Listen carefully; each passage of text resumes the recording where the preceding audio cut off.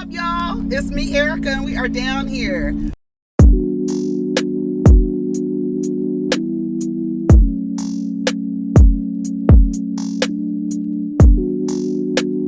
Peace, y'all. Take care of each other. Protect your energy.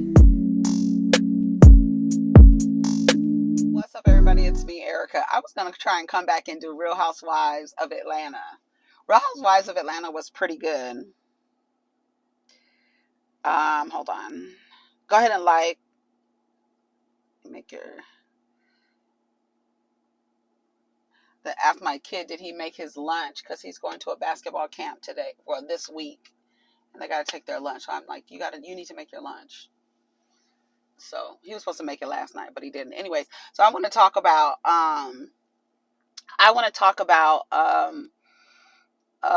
Real Housewives of Atlanta, but I don't think I have a lot of time because I got to take him. So I might have to come back later and talk. Okay, good. He says okay, good. Okay, great. Perfect.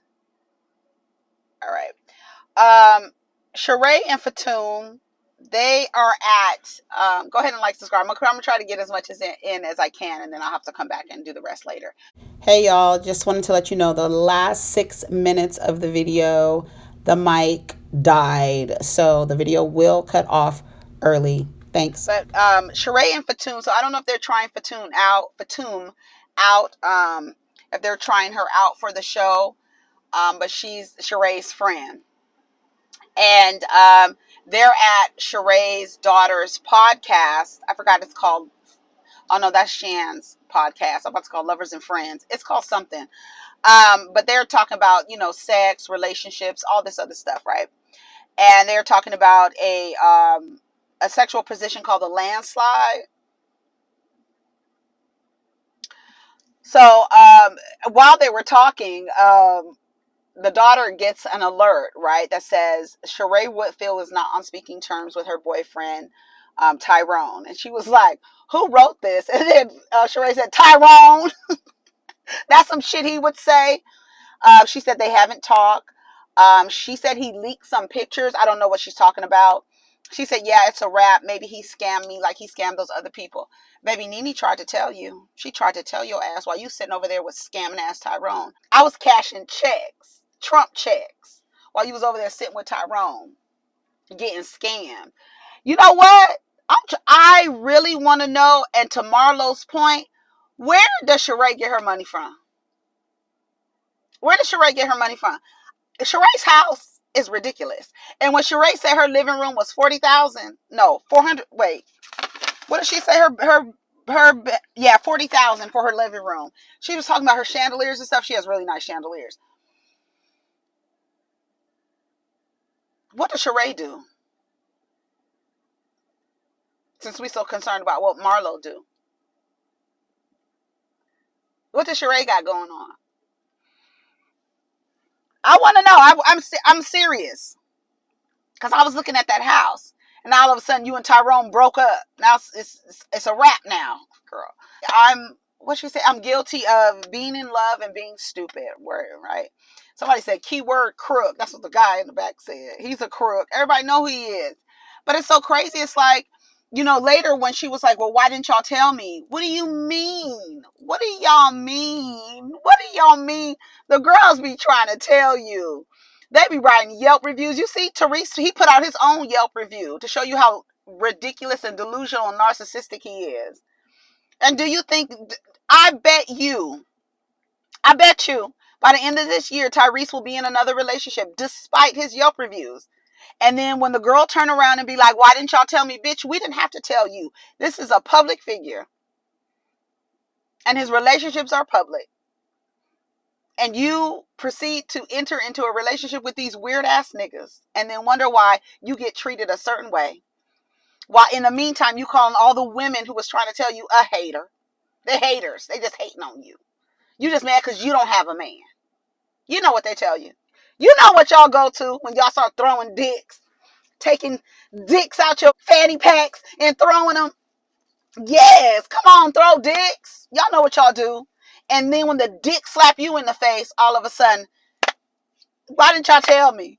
Why didn't y'all tell me? Girl, what you mean, why didn't we tell you? Anyway, let me go. We gonna come back. We gonna come back and talk about Marlo and her nephews. Let me tell you something. One thing that I have to say is that what Marlo demonstrated, it's a lot, it's so much to unpack, because girl, it's so much. It's so much. First, you could see you don't need to be anyone's biological parent to raise a child. You don't need that. That idea. Adults raise children. Period. Doesn't matter if you're related or not. That is the role. Period. I don't give a damn. Okay? I don't give a damn. That is your role, is to raise children as an adult, whether they're biologically yours or not, because all children are depending on adults for their survival. End of story. Period. It doesn't matter if you're biological or not. Okay?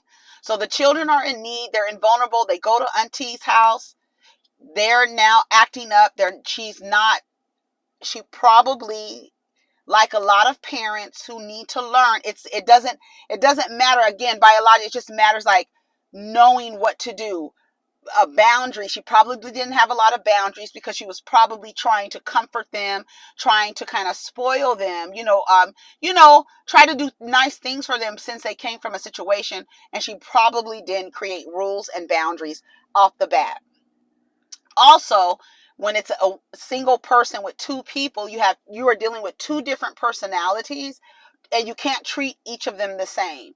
So there has to be individual time. Like, there's a lot of things that people don't know, adults don't know, when raising children or helping guide children into adulthood.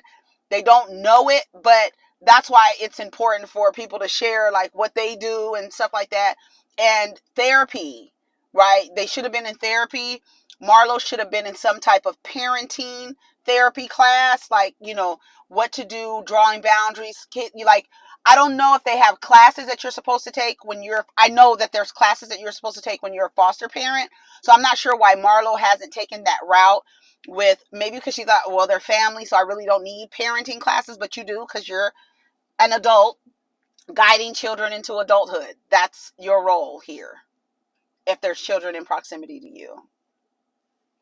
So, and you take these children on. The messed up part is that you drop them off. And what parents are probably like, we can't do that. Even though you can, because these niggas be dropping these kids off, and y'all don't be dropping the kids off enough for me. Okay? Dropping the kids off 2022. Drop them kids off, okay? Baby, but on some real shit, you can't just drop the kids off. You have to learn different ways in order for you all to get along, so that you can, our thing in our house, it's constant.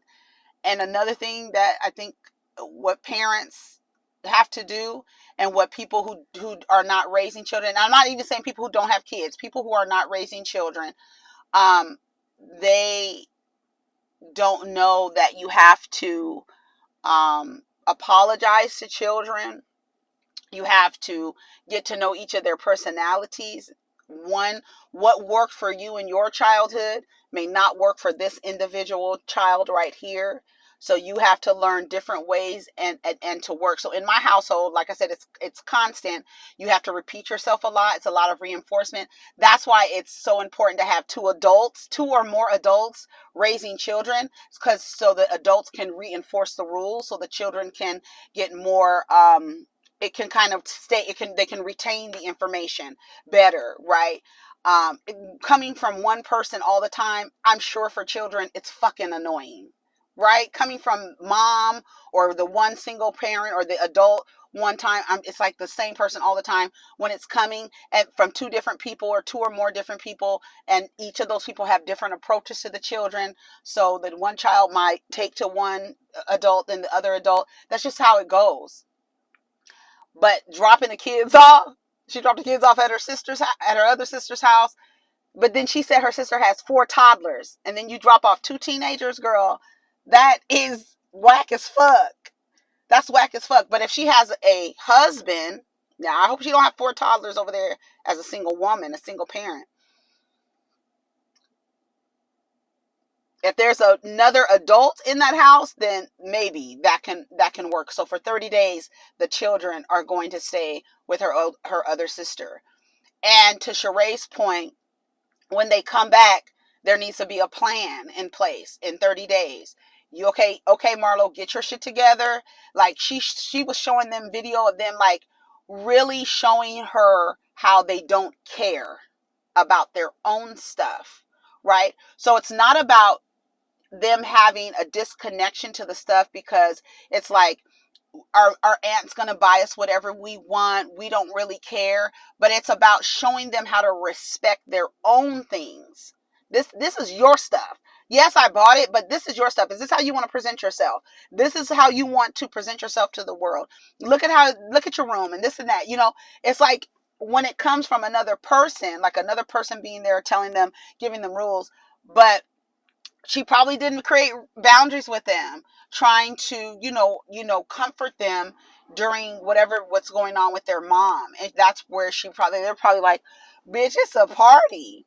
And it happens when you watch those movies where the kid's mother, something happens and they go stay with the auntie. They start acting crazy, right? Because they don't know who you are, what your boundaries are, what rules you have, if you have any rules for children, right? Do you know what rules you need to put in place, right? And again, what worked for you as a child may not work. These are two individual people with two different personalities. So they are going to require two different approaches, more than likely. You're lucky if one approach works for two of them. Okay, I'm just saying. So, okay, let me go now. All right. Yeah, we'll come back. Okay, take care of each other, protect your energy. I mean, we'll come back. Okay, we'll come back. Oh, okay, I'm back, y'all. I dropped my kid off. So, yeah, so Marlo, we was talking about Marlo and her kids and dropping them kids off. How, you really can't, when you're a parent, that's where the legal obligation comes in. That's where the legal obligation comes in. And that's why, for me, I like applaud healthy, healthy, nurturing foster parents, healthy, nurturing adoptive parents, because so many people have their heads wrapped around this idea that if I'm not legally obligated to the child, I have no obligation to them. But you do, because they're a kid and they depend on adults around them for survival. If you saw a little kid, walking around like can't find their mommy, are you going to be like, well, shit, I don't have no legal obligation to that little motherfucker, so I don't give a fuck if he's lost or not? No, you're an adult, so you say, let's find your parents or your caregivers or whoever's taking care of you. That's what you do. You help the vulnerable child. Anyways, so Marlo kicked the kids out. She says she feels like she's failing her nephews. One of them, he hit a wall. They definitely need to be in therapy. Like, there's no question about that. Asking them if they want to go to therapy. Asking if they want to talk to somebody. Seeing what they want. Yeah, because hitting walls, absolutely not. What? No, we're not doing that. That's when, it's time to get some management of the anger, right? Some regulation of the emotions and all of that stuff. So that's that. Kenya and Sanya are sitting down at Kenya's house having a conversation about their family dynamics in her house, and with when they are able to have sex, and the mother being there and they feel like they're in college and all this other stuff.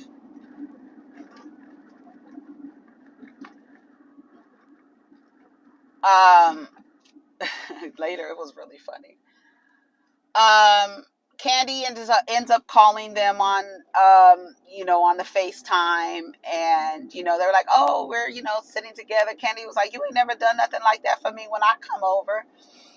But they're talking about, the drop it with Drew situation and how it went from 0 to 100 so fast. Kenya drunk was so funny. That was really, really funny. And why she come with just a little slip dress on? But I remember Sheree lived down the street, around the corner from Kenya. Sheree's house is really nice. It is so big for I don't know I don't know. I don't know. To me, like, I don't even I don't know.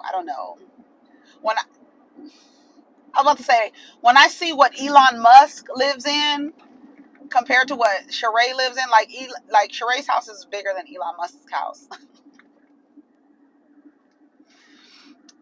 I don't know. I think it's just an American thing. I don't know. It's not, and I don't know. I don't know. But that's a lot of house for one individual. Like, well, maybe she's, it's going to be, it's her forever home. This is going to be the house she's going to live in. Maybe her grandkids will come, when both of her children have children, her grandkids will have a place to come and run around and all that stuff. Sheree's house is really, really nice. So they're talking about, how, for a single mom, single caregiver for Kenya, how it must be really hard. Kenya ain't no fool. Kenya has help. Kenya has a nanny. Do you think I would have a nanny if I could afford it? I would definitely have a nanny. 2 or more people raising in the upbringing of children is good. One person is great, but if it's 2 or more, it's good. Kenya is not a fool. That's what I love about Kenya. It's like, I'm not going to be, if I had the opportunity to, a lot of single parents, if they had the means, would hire someone to help them raise their child. Trust me. Trust me. Trust me. Trust me. 2 or more people is ideal. Multi-generational, perfect. When I'm thinking about Sanya's children, you know what they're getting? All the children all the children in the house. Do you know what they're getting by having multi-generations? Not just their mom and dad, but their aunt and uncle there too. They're getting, it's like, that's optimum to me. That's optimum to me. To me, it is. I know families that everybody like kind of lives on the same street. Where on the street that I grew up, there was a family who lived in 3 houses on the street. So what else were they talking about? The drop it with Drew. Okay, and so Ralph Ralph was offended because Sanya said Sanya. I keep calling her Sanya, thinking about Tanya. Sanya. When he says, we're busy, and she said, y'all busy. What'd she say? Y'all look busy. Bitch. Oh, blockhead. Blockhead, he got mad about that. Ralph Mouth. You remember Ralph Mouth was Blockhead, right? Wasn't he Blockhead? Who was Blockhead? Is that from Peanuts? Is that from Peanuts, Blockhead? Because that's what Lucy used to call Charlie Brown. Everybody, all the boys. I think that all the boys was blockheads. Mostly Charlie Brown, because his head was like a block. Anyways, what else did she say? Bitch, Fatun said, keep fucking with me, I'm gonna get some more information. I said, I know that's right, bitch. Keep fucking with me, Drew. Drop it with Drew. You'll be dropping some more things. Keep fucking with me. They said Drew had her and Ralph got 12 aliases. Let me go back over here, honey, since we're in the car. We might as well finish. I'm gonna try to finish. What time is it? Okay, let me go back to my spot. It's Groundhog Day. Okay. So if your surroundings look the same, girl, we've been here before. Okay, I'm back. See, he's looking for cigarette butts. He's back. This little Asian homeless man, houseless man. He probably has a house, but he's probably just foraging through the day. Okay. So what happened after that? So when Candy calls, she tells them about the 25-year-old who said that she told him to come up there and he was T.I.'s son and all of this stuff. So they said it was like really weird or whatever. I still think you're lying. Where is that from? They still think Drew is lying. Drew is lying. Drew is an ambassador, and they're using her face and her likeness to sell this diet program for this lady. We already know what it is. Sheree and Fatum, they're at Sheree's house, and we find out that Fatum is actually from East Africa, Djibouti, um, over there near Eritrea, Eritrea. I have to pronounce it right, child. I be trying my hardest to pronounce things right. Tyrone is blocked. She was like, "Have Tyrone called you?" So we didn't get to talk at the podcast, girl, because it was too many people around. Sheree was trying to keep a straight face. That's one bitch. She will never let you see her sweat. She won't, and that to me, I feel like is such a disservice to Black women. It's like we have to be so strong, but that strength is also like weaponized against us to the point where when it's time to be vulnerable, you can't even show it. I was like, Sheree can't even show herself crying. That's fucked up. It's sad. It's sad that in a true moment, like, are you really sad about feeling dumb and feeling played and feeling scammed? There's a lot of women who have gone through this situation. Now, you already knew. The Yelp reviews were out. We knew Tyrone was a scammer. Nene told you that 1,000 years ago. So she's crying because she feels stupid. So I don't know if Sheree is really crying or not, but it seemed as she was. So I'm like, okay, so you were really for real about this dude? That was a real relationship? You really liked him? Like, so this wasn't really about money? You really liked him? Sheree's body is ridiculous. I was like, girl. And that's the thing. And that's the thing that you be feeling like fucked up because you feel stupid. You feel hustled. But if, like, see, when you don't know the person and they do a switcheroo, then, you feel fucked up and you feel hustled. But when the nigga has his Yelp reviews out and you walk into the relationship, he goes to jail, he comes out and starts acting away. I mean, honestly, what Tyrone did is in the script. It's in the script. It's in the program. The program that when a man goes to jail, how he's programmed to create relationships with women in an effort to make sure he has somebody when he gets out. And then when he gets out, now his vision, his view is wider, and now he has access to more than just you. He needed company while he was in jail. That's the script. Everybody knows the script. No one person should be surprised about how waiting for a man in jail ends. As long as jails existed and as long as niggas was going to jail and women have been waiting for them, when they get out, they don't fuck with her anymore. That happens over and over and over and over and over and over and over and over and over and over and over and over again. It does. It really does. So she's breaking down crying. You rode and died. You have your ride or die badge on your Girl Scout vest. You got your ride or die. And next you're going to have it's going to be a little stone moved over that you resurrected. That's what I said about Khloe Kardashian. There was a picture of her with all these flowers across this table, talking about she thanked Tristan for her. Those are her resurrection flowers. She ride and died, and she's resurrected. That's what the flowers are for, because she's resurrected. She gonna ride or die again. Yeah, fool. She put all her stuff on the back burner. I mean, the whole script. What Sheree is demonstrating, the whole script. I put my stuff on the back burner. Dealing with him. I put him first because that's where you are programmed to put value. So you put him first over yours. You're also, and amongst society, y'all get praise for doing stuff, holding it down, and there's other women who will praise you and cheer you on for that. I don't want to cry any more tears. I allowed myself to get into that relationship that was beneath me. We didn't want to tell you. And her friend said, well, why didn't y'all tell me? Y'all should have told me something. Y'all think there has been, like, I'm sure women you may have gotten mad at one of your friends that was trying to tell you about your dude. Like, I don't like your boyfriend. I don't like your husband. I don't like the way he talks to you. I don't like the way he treats you. Or outside of the way he treats you, I just don't like his personality. He's shifty. He's a snake. He's irresponsible. Just his personality, not even matched with yours. Not how he treats you, but just his personality alone. So many people just don't listen. They don't listen.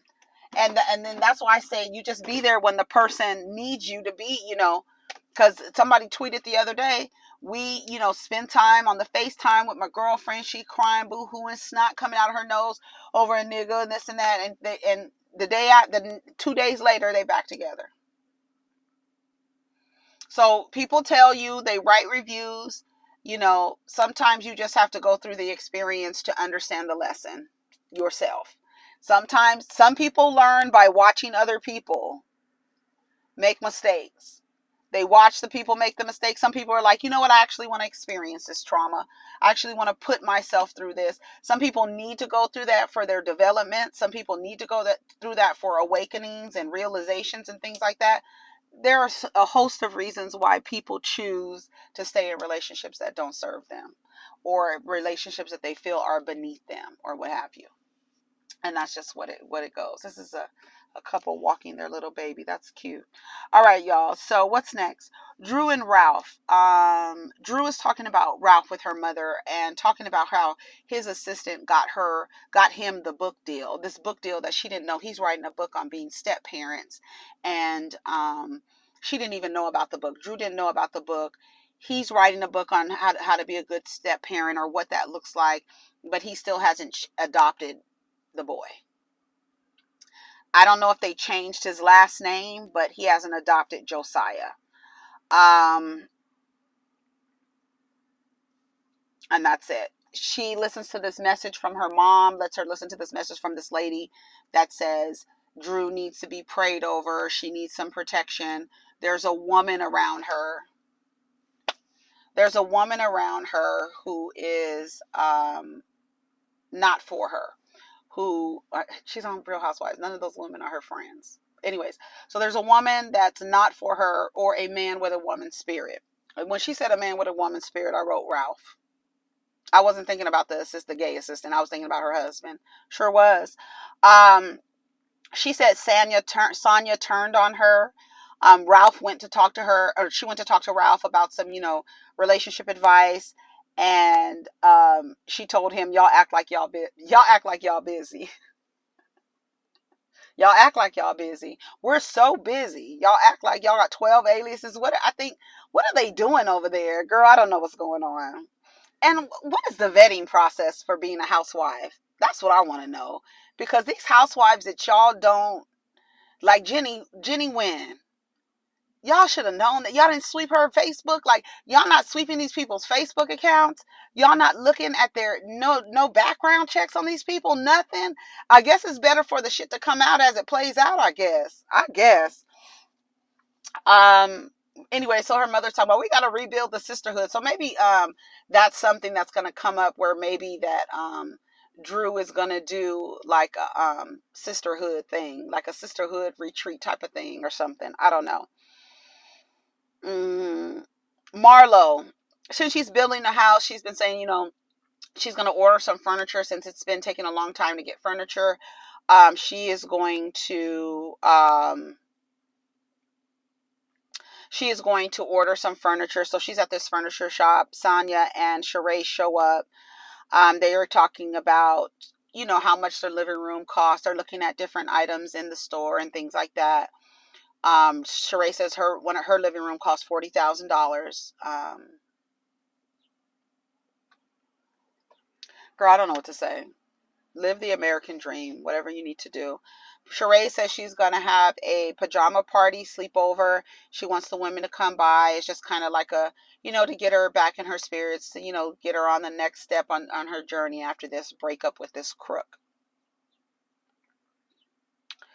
Kenya was two people that day. I've never seen Kenya like that. That wasn't Kenya. I don't know what's going on with Kenya. Did she say she was taking diet pills? Marlo be saying anything. Girl, shut the fuck up. Sounding crazy. But you know, Kenya has a case of the can't take. She can't take Marlo. She can't take Marlo. They're like, well, why do you need to go below the belt? And that's the whole thing. That's how you know where your friend, like your friends, right? And you know these things about your friend. So why do you go, like when they were giving the toast, she went directly to Mark. She went directly to Mark. And I really want Marlo to get some new material. And I'm glad Kenya didn't respond. Kenya was too drunk to respond, but she should have threw a drink in Marlo's face. Because they was trying to toast and I guess hit each other's glasses or whatever. Bitch, don't fucking play. That was not Kenya. Kenya, I don't know if y'all know, but Kenya has shared plenty of stories to say when she was in high school, she used to get in trouble for fighting all the time. Y'all know that about Kenya? So when you saw a different Kenya, she's trying to maintain, honey, the pageantry, girl. And you over here getting the girls out of character. She called her a pitiful little hoe. Anyways, so she talks about the sons, her nephews, and talks about how she took them to the laundromat. They didn't dry the clothes. The clothes were mildew and sour. Remember, I was just telling. Did I tell y'all about that story?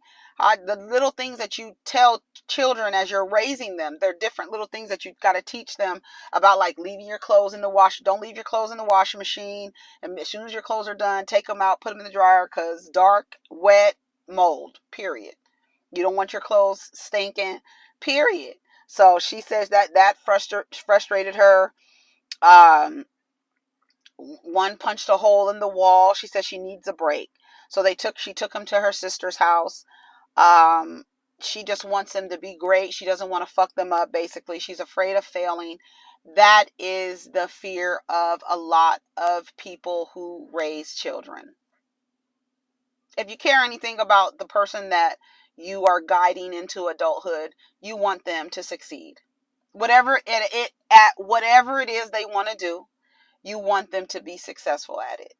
And you want to make sure that the things that you're teaching them, that they apply them in their life when they're no longer dependent on you for their survival. That is your role. That is your role. That is your role. And if you care anything about the child, you don't want to see them fail. So I understand where Marlo is coming from.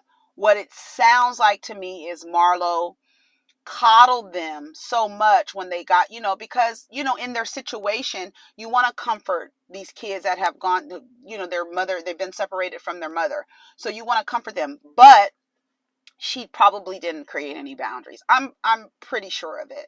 I'm pretty sure of it. The way she showed all the clothes just packed up. She said she took the laptop away from him. And they went in her room and took the laptop. The PS4 is in my room. Let me come home and feel that PS4 and it's warm. The PS4 and it's warm. I'm gonna keep it. That's it. I'm just gonna keep it. If you're not doing what you're supposed to do, I'm gonna take your stuff. If I find out that you came and used it without my permission or whatever, I'm gonna keep it. I'm gonna keep it. I'm gonna keep holding on to it. I'm gonna take it back and I'm gonna keep it. I'm gonna put it in another place. You're not gonna find it, and then don't get me, baby, because I will give it away. We will give it away. We will give it to somebody. We'll give it to a child less fortunate. Those are consequences. I just was explaining to my son the other day. Rewards and consequences. Things that you do, you get rewarded. Things that you're supposed to do, some things that you're supposed to do, you won't get a reward, but you're still supposed to do them. And then some things you don't do, or you do out of whatever, there's a consequence. That's out of order. There's a consequence. Period. The consequence of you not doing what you're supposed to do, I'm taking away the PS4 for a week. Oh, somebody's crying. And that's just what it is. So she says after 30 days, the girl was like, well, how will it be when you get back? Are they going to be okay? Are you going to have rules set for? So hopefully she will. So they get ready for the sleepover. They get ready for the sleepover. They're painting, body parts and things like that.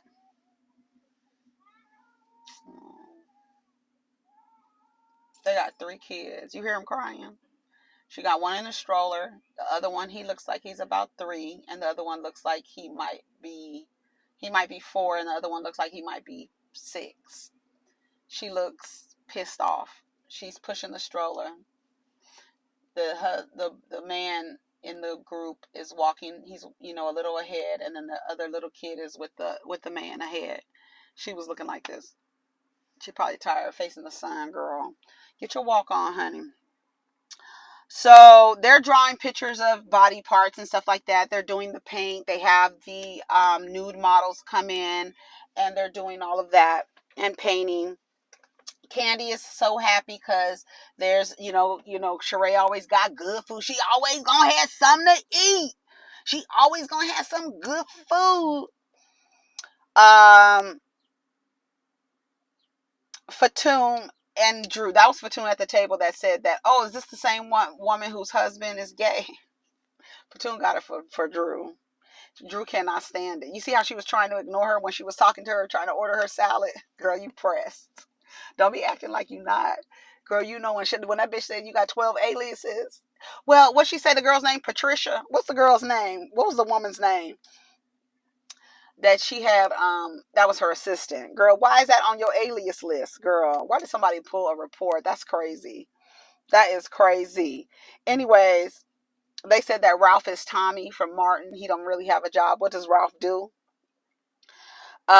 Lisa Wu shows up. Shout out to Lisa Wu. They said about the male model that Bolo did not show up. Did y'all see Bolo and Delicious on the thing?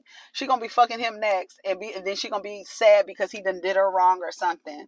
She's another one. Anyways, Drew and Sanya. Drew brings up to Sanya that what she said about how busy y'all are. Why are you worried about how busy we are? Sanya was trying to engage in the conversation. That after a while, she was like, "Girl, bye, girl. I don't even care. It's not even worth it. It's not even worth it. Whatever, girl. It doesn't matter." Marlo and Candy, they go off to the side and have their conversation. You can hear they were in the bathroom. They caught each other in the bathroom, and we caught their mics. And so they went off to the side, and she was like, "I was ready to cut you off." That's what Candy said. I think she's cut her off since then. But she said, things that are going on with my kids, with my nephews, I'm taking it out on everybody and this and that. And that I'm losing who I am. Candy gives her bad advice, to saying, you got to sacrifice. I don't promote sacrificing yourself for children. As much as I love the kids, as much as you need to make sure you take care of them, there's nothing admirable nor honorable about sacrificing yourself for your children, unless, they're in danger, and that's a different thing. But what I mean is your mental health and your sanity. Because if these children are dependent on you for their survival, you need to be in your right mind, body, health, spiritual. Everything needs to be right. So while you can't give them away, right? You can't drop them off at your sister's house or whoever's house or whoever. You make time to spend with yourself. You make time to recharge and refuel. A lot of parents don't know this. A lot of caregivers. You don't have to be a parent to know this. Just because you have a child doesn't make you a parent, right? It's something, it's like a role that you have to play. I always think about the Karate Kid every time when I think about parenting. I think about the Karate Kid, and I think about how Mr. Miyagi was putting him through all of these things in order to teach him and prepare him. For me, I feel like parenting is the same thing. He's going to get mad. He's going to get frustrated. He's going to want to give up. You're going to have to repeat yourself. You're going to have to make them do things. But you stay in your right mind so that you can ensure that you're in your right mind to take care of your kids. Don't lose yourself. So many women,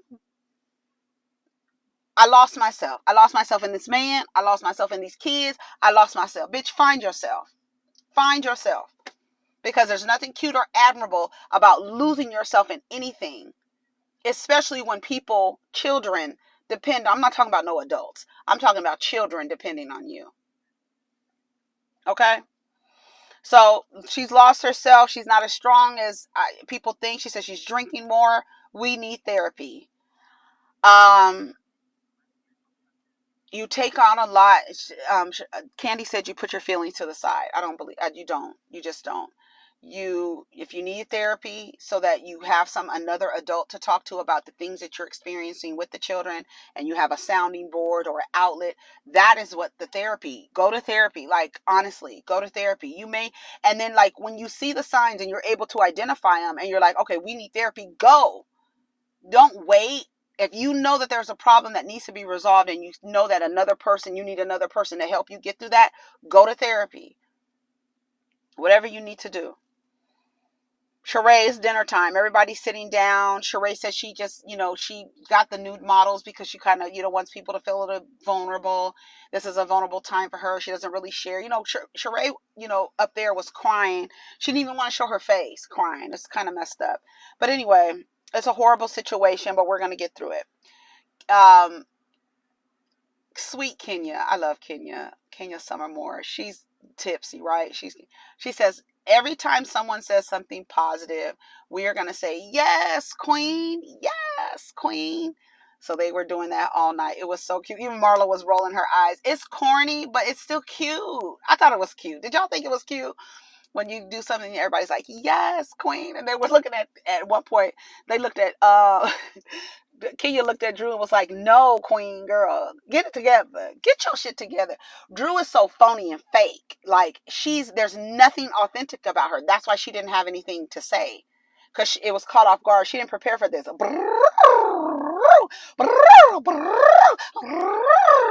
She didn't prepare. Fucking bitch. I can't stand Drew. I can't stand her raggedy ass. Drew can't give a compliment. She didn't know what to say. Because these women aren't your friend. You on an acting gig. This is a gig.